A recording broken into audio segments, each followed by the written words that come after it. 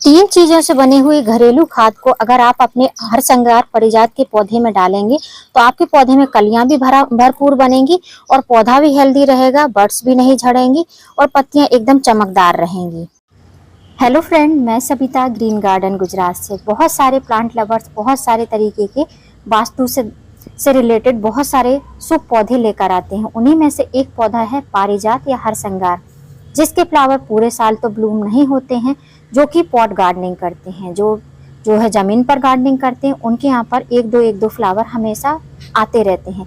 लेकिन pot gardening में ये प्लांट जो है अक्टूबर मंथ में ही हमारे क्लाइमेट के हिसाब से, जैसे कि मैं गुजरात में रहती हूँ, तो ये ब्लूम करता है। तो सितंबर के महीने में आपने अगर जो मैंने पहला वीडियो डाला था वो सब काम किए होंगे तो अक्टूबर मंथ में आपके पारिजात के प्लांट में जरूर ही फ्लावरिंग हो रही होगी। तो आज मैं आपके साथ में इसी से रिलेटेड एक फर्टिलाइजर शेयर करूंगी जो कि 3 प्रकार की चीज़ों से बना हुआ है।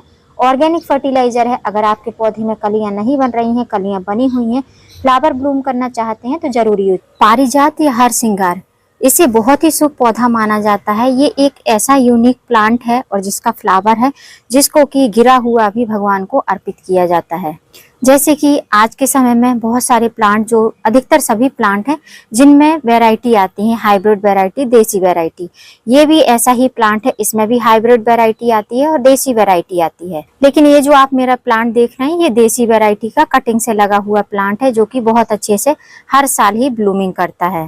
हरसिंगार में फ्लावरिंग अधिकतर अक्टूबर मंथ में ही होती है, क्योंकि टेम्परेचर जो है धीमे धीमे से डाउन होने लगता है, मॉइस्चर मेंटेन रहने लगता है और दूसरी बात नेचर में थोड़ी सी ठंडक आ जाती है सुबह शाम के टाइम में। और जहाँ पर ऐसा ही मौसम रहता है जैसे कि हिमाचल साइड, वहाँ पर जो है ये जल्दी से ब्लूम होने लगते हैं। जैसे कि सितंबर के स्टार्टिंग में ब्लूम हो जाते हैं। जैसे कि मैं गुजरात में रहती हूँ तो हमारे यहाँ पर इसके फ्लावर जो है अक्टूबर मंथ में ही ब्लूम करते हैं। इसके फ्लावर जो है आपको जैसे ही नाइट होने लगेगी ये फ्लावर ब्लूम होने लगते हैं, इनके फ्लावर खिल जाते हैं और मॉर्निंग होते होते जैसे ही धूप निकलती है इनके फ्लावर जो है अपनी जो स्टेम्प रहती है उससे नीचे ड्रॉप होने लगते हैं। जैसे कि अभी आप देख रहे हैं, अभी जो है धूप आने लगी है तो अब इनके फ्लावर धीमे धीमे आप देख सकते हैं यहाँ से गिरकर यहाँ पर फंस गए हैं। तो इसी तरीके से ये धूप में फ्लावर नहीं रहते हैं, जब तक धूप नहीं आती है तब तक इनके फ्लावर जो इसकी मेन स्टेम्प रहती है उसमें टिके रहते हैं।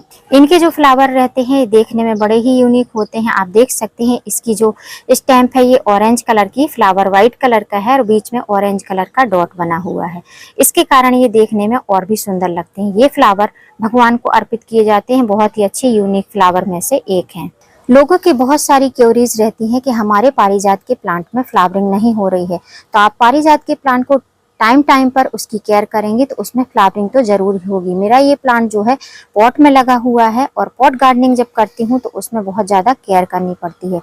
अगर यही प्लांट जो है जमीन पर लगा हुआ था इसका ज़्यादा हमको केयर नहीं करना पड़ता, बस इसमें इतनी ही केयर करनी पड़ती कि इसकी टाइम पर आपको प्रूनिंग, कटिंग, छटिंग करनी पड़ती। मैंने आपके साथ में इसके पहले भी एक वीडियो पारिजात का शेयर किया था जिसमें मैंने फर्टिलाइजर दिया था। तब मेरे पौधे में एकदम कलियां नाम के लिए ही दिखाई दे रही थी, बर्ड्स बनने वाली थी, बनी भी नहीं थी, तब मैंने फर्टिलाइजर दिया था। आज जो मैं फर्टिलाइजर दे रही हूँ, मेरे जो प्लांट में कलियां बन रही हैं वो ब्लूम हो रही हैं, उनके लिए फर्टिलाइजर दूंगी जिससे कि कलियां पीली होकर गिरे नहीं और पौधे की जिस तरीके से ग्रोथ चल रही है उसी तरीके से ग्रोथ हो, क्योंकि जब पौधे में ग्रोथ होगी तभी इसमें कलियां आएंगी।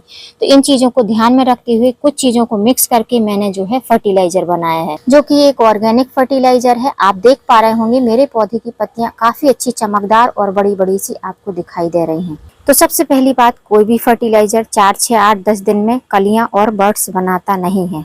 हर पौधा जो है टाइम मांगता है, जबकि हम ऑर्गेनिक फर्टिलाइजर डालते हैं, जब हम ऑर्गेनिक गार्डनिंग करते हैं तो पौधे को एक्स्ट्रा टाइम लगता है। उसी हिसाब से पौधा धीमे धीमे से ग्रोथ करता है, फिर कलियां बनाता है। क्योंकि ये गुच्छे में फ्लावरिंग करते हैं तो उसी प्रकार से इनको एनर्जी भी चाहिए रहती है। तो टाइम पर इनको फर्टिलाइज करिए, कभी कभी नीम ऑयल का स्प्रे भी करिए जिससे कि पत्तियां काफ़ी अच्छी चमकदार रहें। पेस्टिसाइड का यूज करते रहेंगे, जैसे कि अभी मैंने बताया नीम ऑयल का, तो पत्तियों में किसी प्रकार का रोग वगैरह नहीं लगेगा, पौधा हेल्दी रहेगा, तो पौधे में कलियां तो आती ही रहेंगी, फूल खिलते ही रहेंगे। और जब हम कोई प्लांट कटिंग से ग्रो करते हैं तो उसकी हेल्थ बहुत अच्छी रहती है, क्योंकि वो हमारे ही गार्डन में पला बड़ा रहता है। और दूसरी बात, कटिंग से लगी हुई प्लांट में फ्लावरिंग जल्दी होती है। नॉर्मली जो है नर्सरी से पौधे लाते हैं तो आप हमेशा ध्यान दें कि उसकी जो मेन स्टैम्प रहती है, जैसे कि आप देख पा रहे हैं ये कटिंग से लगा हुआ है, लगभग 2 साल का हो गया। आप देख सकते हैं जब मैंने इसकी कटिंग लगाई थी तो थोड़ी सी थिक लगाई थी, पेंसिल साइज से भी थोड़ी सी थिक थी। अभी आप देख सकते हैं कितना हेल्दी सा आपको दिखाई दे रहा है। तो इस तरीके की आपको कटिंग लगानी है, या आप प्लांट लेकर आते हैं नर्सरी से तो थोड़ा सा मेच्योर प्लांट लेकर आएं, जिससे कि आपके प्लांट में जल्दी से फ्लावरिंग हो पाए। दूसरी बात, बहुत सारे लोग बोलते हैं रेड सॉइल में लगा हुआ प्लांट है तो उसको हम किस तरीके से रिपोर्ट करें। अभी तो सीजन है, आप रिपोर्टिंग कर सकते हैं, लेकिन अब सुबह शाम बहुत सारी जगहों पर मौसम जो है चेंज हो रहा है, तो ऐसी कंडीशन में आप उतनी ही सॉइल हटाइए, रेड सॉइल, जितने के में आपका प्लांट स्ट्रेस में ना आए। उसकी रूट बॉल को बहुत ज्यादा डिस्टर्ब मत कीजिए। एक्स्ट्रा जो मिट्टी है उसको आप ऊपर से, साइड से, नीचे से थोड़ा सा हटा दीजिए और एज इट इज ऐसे ही अपने प्लांट को लगा दीजिए। और जब नेक्स्ट सीजन आएगा तब आप उसकी अच्छे से रूट बॉल क्लीन करके रिपोर्टिंग कर सकते हैं रेनी सीजन में। अब हमको फर्टिलाइजर देना है तो सबसे पहले हम इसकी क्लीनिंग करेंगे, क्योंकि आज मैं आपके साथ में लिक्विड फर्टिलाइजर शेयर करूंगी। कारण यही है कि अब जो है पारिजात की फ्लावरिंग का सीजन है। अगर हम सॉलिड फर्टिलाइजर डालेंगे तो काफी ज्यादा टाइम लग जाएगा। लिक्विड फर्टिलाइजर जड़ों में जल्दी पहुंचता है, जिसकी वजह से प्लांट हमारा अच्छे से रिकवर करेगा और फर्टिलाइजर को अच्छे से अपनी जड़ों तक ले जा पाएगा। अब यहाँ पर हमको क्लीनिंग करनी है, लेकिन आप देख सकते हैं पौधे में ब्रांच इतनी ज्यादा है, क्योंकि मैंने काफी ज्यादा नीचे से इसको प्रून किया था, जिसकी वजह से नीचे से ही इसमें काफी सारी ब्रांच निकली हुई हैं। तो अब इसमें गुड़ाई वगैरह करने के लिए स्पेस बनाना पड़ेगा। और ये जो मेरा पौधा है आप देख सकते हैं, ये पौधा नीचे की साइड ही ज्यादा लटक रहा है, तो इनकी ब्रांचेस को थोड़ा सा हमको बांधना पड़ेगा। इसको बांध देती हूँ रस्सी से, फिर आपको मैं दिखाती हूँ। तो नारियल की रस्सी की मदद से मैंने इसको अच्छे से बांध दिया है। अब जो है हम इसकी नीचे की क्लीनिंग करेंगे। जब भी हमको फर्टिलाइजर देना रहता है तो पौधे को जो है क्लीन करना बहुत जरूरी रहता है। अगर आपके पौधे में पीले पत्ते वगैरह हों तो आप उनको भी हटा लें। मेरे पौधे की मिट्टी काफी ज्यादा गीली है, लेकिन मैं दूंगी लिक्विड फर्टिलाइजर ही, क्योंकि धूप निकली हुई है। जब लिक्विड फर्टिलाइजर देना रहे तो अगर मिट्टी गीली है तो आप उसकी गुड़ाई बिल्कुल भी ना करें, और एज इट इज ऐसे ही आप लिक्विड फर्टिलाइजर दे सकते हैं। अब गमले की हमने अच्छे से क्लीनिंग कर ली है। उसके बाद में जैसा मैंने बोला कि इसकी हम गुड़ाई वगैरह कुछ भी नहीं करेंगे, ऐसे ही फर्टिलाइजर देंगे। अगर बारिश नहीं गिरी होती, मिट्टी जैसे थोड़ी सी नम होती, बस मॉइस्चर रहता, तो इसकी हम अच्छे से गुड़ाई करते, तब इसमें हम फर्टिलाइजर देते। लेकिन मौसम का कोई भरोसा नहीं है, इसलिए जो है बारिश गिर गई शाम के टाइम में तो ये मिट्टी जो है गीली हो गई है। लेकिन आज हम इसमें फर्टिलाइजर जरूर देंगे। चलिए फ्रेंड्स, फिर बताती हूँ कि कौन सा फर्टिलाइजर मैंने बनाया है। जैसे कि मैंने वीडियो के स्टार्टिंग में ही बोला था कि पौधे में जब नाइट्रोजन की जरूरत रहती है, मतलब जब नाइट्रोजन की पूर्ति हो जाती है, ग्रोथ होती है, उसके बाद ही कलियां, बर्ड्स वगैरह बनती हैं। तो हम सबसे पहले इसमें नाइट्रोजन बेस्ड फर्टिलाइजर देंगे। उसके लिए सबसे पहले हम लेंगे कोई कंटेनर या बाउल वगैरह, और उसके बाद में हम उसमें डालेंगे जो आपको दिखाई दे रहा है, ये है वर्मी कंपोस्ट। मेरे पास में वर्मी कंपोस्ट है तो मैंने वर्मी कंपोस्ट का यूज किया है। अगर आपके पास में गोबर की खाद है तो वो सबसे बेस्ट है, आप गोबर की खाद का यूज कर सकते हैं। गोबर की खाद सड़ी हुई होनी चाहिए, एकदम ब्लैक मिट्टी की तरह होनी चाहिए, उसमें किसी प्रकार का जो है कच्चा पदार्थ नहीं होना चाहिए। तो ये मैंने लगभग आधी मुट्ठी के करीब वर्मी कंपोस्ट है उसको लिया है, और इस कंटेनर में हम इसको डाल देंगे। तो ये हो गया हमारा नाइट्रोजन युक्त फर्टिलाइजर। उसके बाद में दूसरा फर्टिलाइजर और रूटिंग हार्मोन, रूट को सेव करने के लिए, रूट का सुरक्षा कवच जिसको बोलते हैं नीम खली, इसको आपको डालना बिल्कुल भी नहीं भूलना है। जो है विंटर में ये बहुत कारगर सिद्ध होता है, हमारे पौधों को बचा के रखता है। तो मैंने लगभग 1 टेबल स्पून से भी ज्यादा मैंने ली है नीम खली।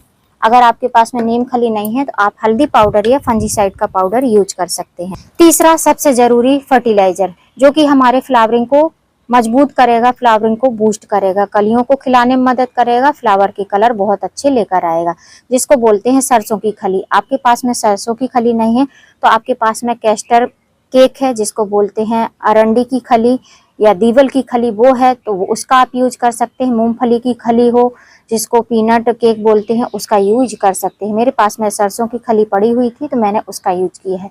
इसकी क्वांटिटी आप थोड़ी ज़्यादा कम कर सकते हैं, ऑर्गेनिक फर्टिलाइजर है। ये तीनों चीज़ ऑर्गेनिक हैं। इनको डालने के बाद में हमको इसको पानी से कवर कर देना है। आपको जितना फर्टिलाइजर बनाना है उतना आप इसमें पानी ऐड कर सकते हैं, और सिंपल इसको आपको ढककर रख देना है। एयर टाइट नहीं करना है, इसी तरीके से आपको ढककर रखना है। इस तरीके से जो ढक्कन है इसको आपको बंद नहीं करना, बस ऐसे आपको ढक देना है, और ढक के आपको लगभग 2 नाइट के लिए इसको रख देना है। 2 नाइट बाद फर्टिलाइजर कुछ इस तरीके से बनकर रेडी होगा। एक नाइट में आपको नीम खली ऊपर के साइड दिखाई देगी, दूसरी नाइट पूरा होने के बाद में नीम खली भी नीचे चली जाएगी। पूरे ही जो हमने फर्टिलाइजर डाले थे वो नीचे चले जाएंगे और लिक्विड ऊपर की तरफ दिखाई देगा। मतलब कि फर्मेंटेशन बहुत अच्छे से हो गया है। फर्टिलाइजर हमारा बनकर रेडी हो गया है। अब फर्टिलाइजर को हम निकालेंगे। कोई दूसरा बाउल लेंगे, गिलास लेंगे, उसमें हम जो है फर्टिलाइजर को इस तरीके से निकाल लेंगे। अब जो नीचे का वेस्ट बचा हुआ है, जो कि ये सॉलिड फर्टिलाइजर जो था उसका वेस्ट है, तो उसको हम क्या करेंगे कि इसमें हम फिर से पानी ऐड करेंगे। इसमें हम उतना पानी तो नहीं डालेंगे, थोड़ा कम पानी डालेंगे जैसे कि आप देख रहे हैं। और उसके बाद में एक नाइट के लिए हम इसको रखेंगे और दूसरे दिन जो है हम इसको यूज कर लेंगे किसी दूसरे फ्लावरिंग प्लांट पर। अब ये जो फर्टिलाइजर निकला है हमारा, इसको हम डाइल्यूट करेंगे, पानी मिक्स करेंगे। अब जैसा कि हमारे यहाँ पर बारिश गिरी है, तो अगर हम इसको आधा फर्टिलाइजर आधा पानी मिक्स करेंगे तो मेरे पौधे को बहुत ज्यादा पोषण नहीं मिलेगा। इसलिए मैंने लगभग आधे बाउल से भी ज्यादा फर्टिलाइजर लिया है और जो है थोड़ा सा पानी मिक्स किया है। इतना फर्टिलाइजर लेंगे, मतलब कि हमारा जो मेन फर्टिलाइजर इस तरीके से बनकर रेडी होगा। इसमें फर्टिलाइजर की मात्रा ज्यादा है और पानी की मात्रा कम है, क्योंकि मिट्टी हमारी गीली है। और दूसरी बात, यहाँ पर जो है बारिश ज्यादा हुई थी तो न्यूट्रिशंस की जरूरत है, इसलिए जो है मैं इसमें फर्टिलाइजर की मात्रा ज्यादा रख रही हूँ। बस क्या करना है, कुछ भी नहीं, बस इस तरीके से हमको फर्टिलाइजर दे देना है। मैं ये पूरा फर्टिलाइजर दूंगी। लगभग 500 ग्राम के करीब ये फर्टिलाइजर बनकर रेडी हुआ है और मेरा जो है 14 इंच का पॉट है, उस हिसाब से मैं इसमें ये फर्टिलाइजर डाल दूंगी। फर्टिलाइजर उतना ही है कि ड्रेनेज से ये फर्टिलाइजर निकलेगा नहीं, मैंने उतना ही फर्टिलाइजर डाला है। अब सबसे बड़ी बात आती है कि ये फर्टिलाइजर हमको देना कब है। तो जब भी हम सरसों खली का यूज करते हैं तो उस फर्टिलाइजर को, चाहे लिक्विड फॉर्म में अगर आप यूज करते हैं, जैसे कि मैंने लिक्विड फर्टिलाइजर बनाया है, तो उस फर्टिलाइजर को आपको धूप में ही देना है, छाया में नहीं देना है, मतलब कि इवनिंग टाइम में नहीं देना। अगर आप इवनिंग टाइम में सरसों खली से बना हुआ कोई भी फर्टिलाइजर आप डालते हैं तो उसमें मिट्टी में फंगस लगने के चांस हो जाएंगे। जैसे कि मैंने फर्टिलाइजर की मात्रा ज्यादा रखी थी और जो हमारा नॉर्मल वाटर था उसकी मात्रा कम रखी थी। ऐसी कंडीशन में अगर हम शाम को फर्टिलाइजर देते हैं तो पौधा हमारा डैमेज हो सकता है, उसमें फंगस लगने के चांस हो सकते हैं। तो जब भी कोई भी सरसों खली वाला फर्टिलाइजर देते हैं तो आप उसको थोड़ी सी धूप में दीजिए, मतलब कि दोपहर को नहीं देना है, सुबह की 7-8 बजे की धूप में दीजिए, तो मिट्टी में जाएगा और धूप भी मिलेगी तो पौधा हेल्दी रहेगा, पौधे में किसी प्रकार का डैमेज नहीं होगा। दूसरी सबसे जरूरी बात, इसको खाली मंथली एक बार ही आपको यूज करना है। ये वो फर्टिलाइजर नहीं है जिसको बार बार से आपको यूज करना पड़े। तो अगर आपके पारिजात हरसिंगार के पौधे में कलियां बन रही हैं, फूल खिलने वाले हैं और फूलों की संख्या आप बढ़ाना चाहते हैं, पौधे को हेल्दी रखना चाहते हैं, फिर से पौधे में जल्दी ही कलियां चाहते हैं, तो आप इस फर्टिलाइजर का यूज जरूर करें। उम्मीद करती हूँ फ्रेंड वीडियो हेल्पफुल रहा होगा। वीडियो अगर अच्छा लगा हो तो वीडियो को लाइक करना, सब्सक्राइब करना बेल आइकन के साथ। फिर मिलूंगी किसी नई वीडियो में नए टॉपिक के साथ। तब तक के लिए हैप्पी गार्डनिंग।